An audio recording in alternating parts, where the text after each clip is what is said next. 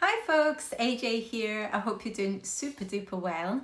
So yesterday I spent most of the day deliberating on the colour of my house, what colour I will make it. I used two tester pots and they were like a dark kind of grey and a lighter grey, both with blue tinges. You know I like blue, but I'm not sure about either. So now I'm thinking about mixing the two colours to have like a medium grey blue tone. But anyway, enough about me. I hope you're all doing well.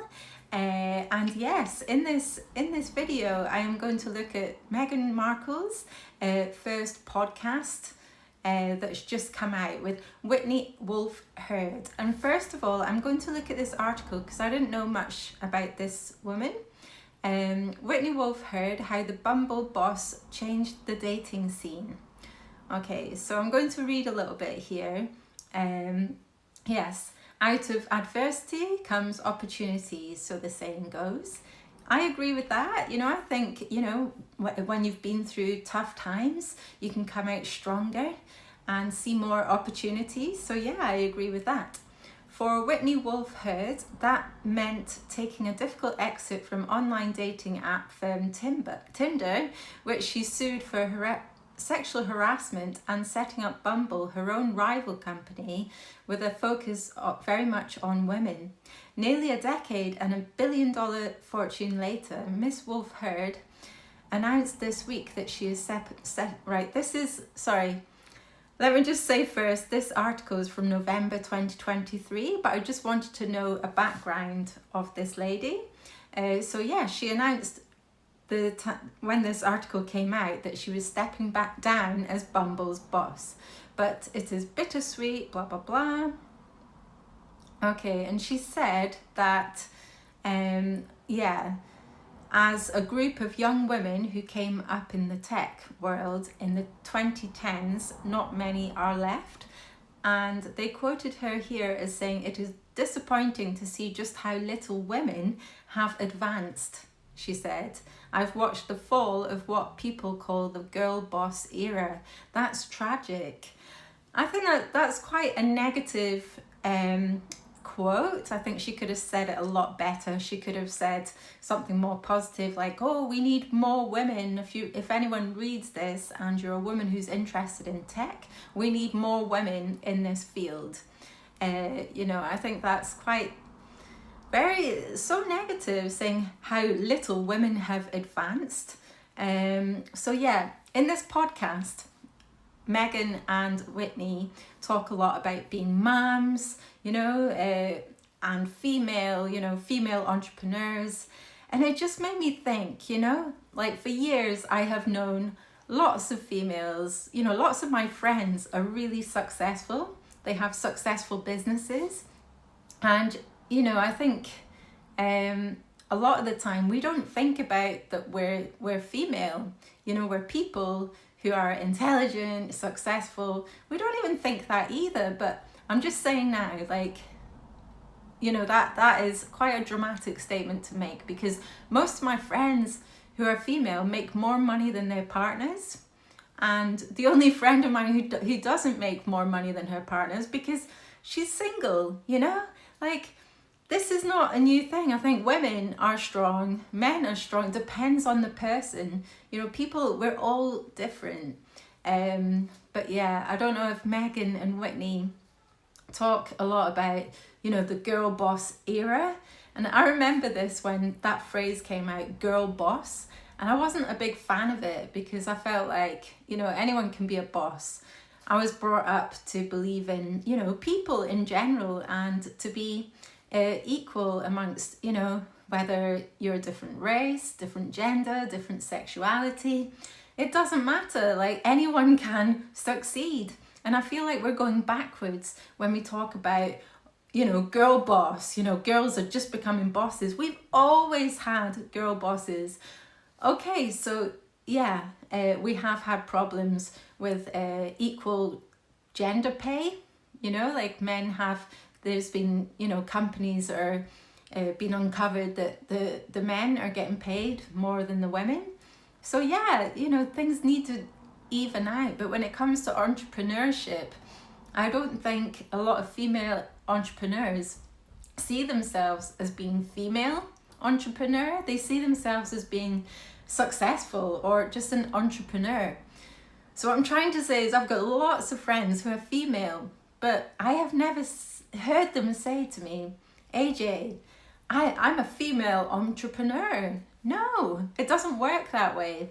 Like, I feel like these are buzzwords that Meghan is putting out there to try and get people on her side. Like when she did that interview on the South by Southwest, do you remember she was talking about, you know, women have to stick by each other, and, you know, I feel like she's kind of using it as a way to get a leg up, you know, like, oh, women have to help women and men have to help women. It's kind of like just an excuse for Meghan, I feel. But yeah, I'd be interested to know if you agree with me. What do you think about that? Do you think it is important that we point out that, you know, females, entrepreneurs are female, and, you know, give them help? Or should we, you know, just go by the fact that, you know, we are all people, and whether someone's a male entrepreneur or a female entrepreneur, it shouldn't really matter. It's all about, you know, what you achieve and critical thinking. Like if you solve a problem that does really well, in Whitney Wolf Heard's case, you know, Bumble was really successful because it, you know, it changed the dating scene. Women were able to make the first move. So yeah, it was something a little bit different that worked, but yeah. Anyway, let's have a look at another article. Make sure you watch right to the end because I have a few comments I want to make on this podcast as well. But first, we are going to look at this article on the Daily Mail. I was seized by an urge to bang my head against the wall. Meghan Markle's ego-fluffing podcast is hit by more scathing reviews as it's revealed where its ranks are in the charts. Meghan Markle has suffered yet more critical reviews of her podcast, condemning it for giving vapid lessons in self-love and being an ego-fluffing conversation. Yeah, there's a lot about self-love, which I'm normally okay with that. You know, I think people should look after themselves and love themselves. But with Meghan, it's all about that, to the extent where I don't think she really cares about anyone else. That's my view anyway. So I think when we have all that self-love, you know, and none for other people in your family, it's just, yeah, there's something wrong about that, I think.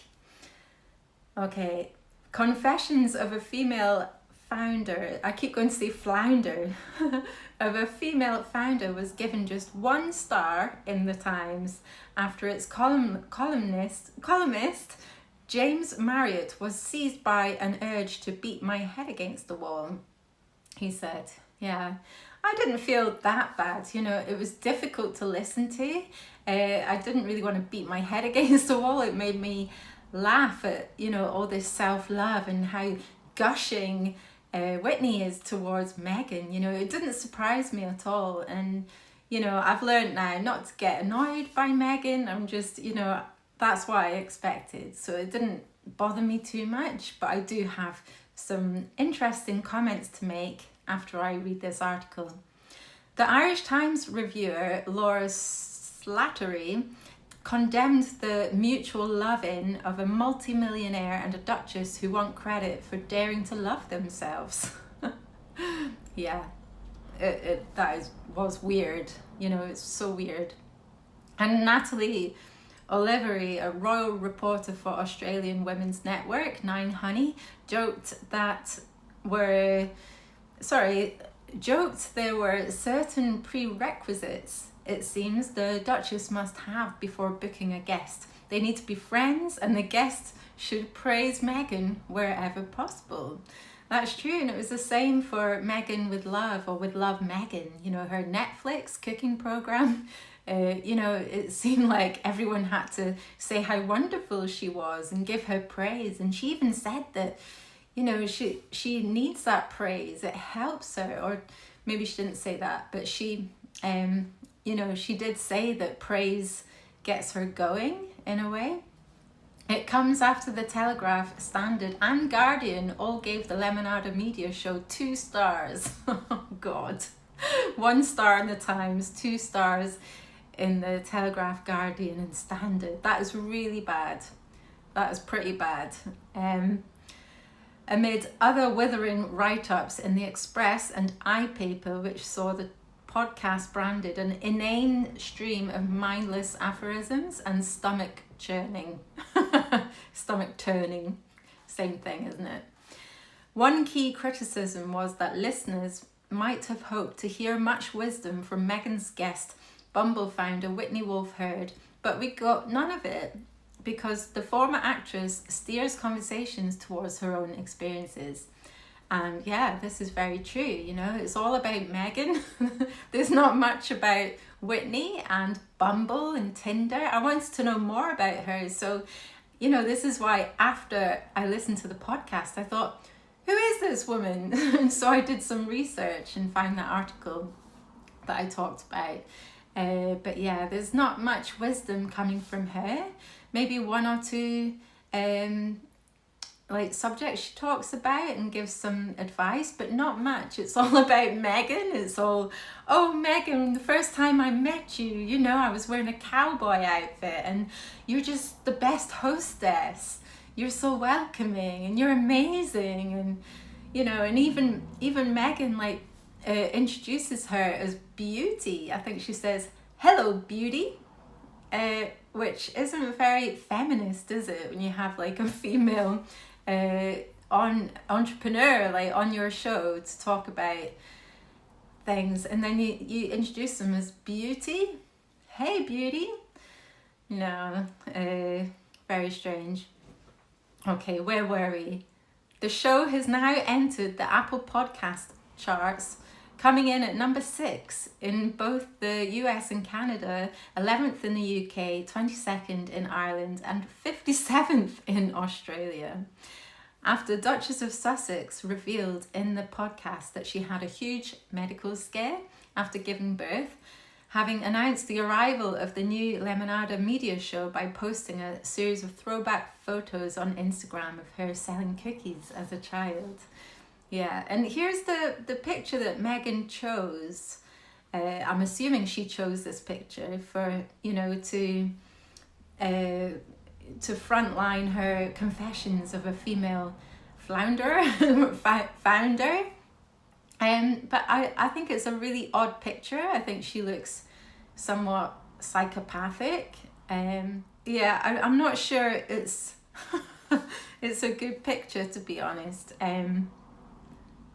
Yeah, I'm not sure this is the best picture of her. I don't know why she chose this one. Yes, she looks serious. Does she look like an entrepreneur? I don't know.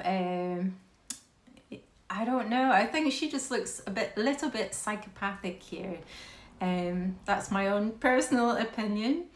Okay, let's read on. Confessions of a Female Founder was given just 1 star in the Times. Yeah, the Irish Times reviewer Laura Slattery condemned the mutual love of a millionaire and a duchess who want credit for daring to love themselves. Both women discussed how they suffered from postpartum preeclampsia, a condition related to high blood pressure, blah, blah, blah. I already talked about that in a previous video, so if you want to watch that, please do. The Times gave it a 1-star review under the headline, Meghan's Vapid Lessons in Self-Love, adding, receiving business advice from a California multimillionaire who owns her fortune to marrying a prince is as illuminating as you would expect. Yeah, Mr. Marriott wrote, predictably, she has nothing to say about real business issues such as logistics, management techniques, or supply chain issues. I'm sorry, who is this Mr. Marriott? I think that could get very boring. I'm not sure that's her target audience, like to talk about logistics. They touch on talking about the packaging.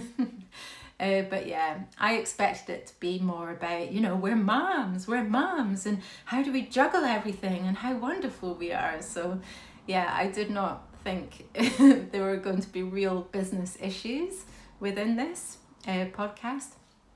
Equally predictably, there is lots of guff about how to love yourself and spread positive energy through the world. I suggest that this is not the sort of thing most small business people spend much time fretting over.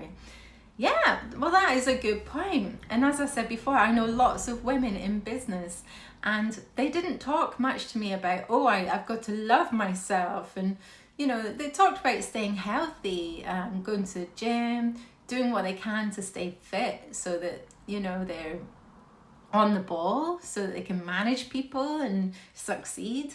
But it wasn't like, I've got to practice this self-love. Anyway, I'm going to leave that article here. So lastly, I'm going to tell you a few of my own little takeaways from this Confessions of a Female Founder with Meghan, her podcast with Whitney. So I just had a piece of chocolate. I've got this lovely taste in my mouth. I haven't had mint Aero for a long time, and wow, it is good. It is good. Anyway, I do like a bit of chocolate. So Whitney Wolfe-Herd, in this podcast, she said something like, being an entrepreneur is not, it's not like, I made lemonade at 12, and so, there's no wonder I ended up an entrepreneur. And I thought that was quite funny. Just so you know, like, she didn't exactly say that, but something along those lines. But I thought this was funny because Meghan has shown on her Instagram page, this is me making cookies, selling cookies with the brownies when I was a kid, and making out as if, she's an entrepreneur. She's always been one. But I like that Whitney pointed that out. She also said, it's more about solving a problem and critical thinking, somewhere along those lines she was talking about. And I thought this is quite telling. She also said that I don't come from a famous family, emphasizing that she found success on her own, not through other people. And I thought, why is she saying that? Because it's so obvious that Meghan she's stepped up the ladder, like using people along various paths in her life. I don't think Meghan has been single for too long. She's jumped from partner to partner to partner. And I think I can safely say it's evident that, she uses people to step up the ladder. I quite like the way Whitney said that, she doesn't come from a rich family. She's done it all on her own. I don't know if that was a dig at Meghan. But also Whitney has a husband and 2 boys. And Meghan says, oh my goodness, wait till you hear this. She says about Whitney that she is rewriting the history of what men and boys should be in the world, and that she is the one that is responsible for creating the next generation of men. Wow. Now, I really think this is a huge statement to make. I really don't think men would be happy about that. Do you really want a woman who's responsible for creating the next generation of men? Is that what we need? I don't know. This opens up a lot of questions. Do we need a woman to shape men? Or, I feel like there should be a group thing, discussions. We need more talking about how people act in society. But if we switch it on its head, if it was a man saying that, praising another man for shaping the next generation of women, like, this would be like really like snarled at, people would be like, how dare you? So I found that really very inflated. I didn't like that at all.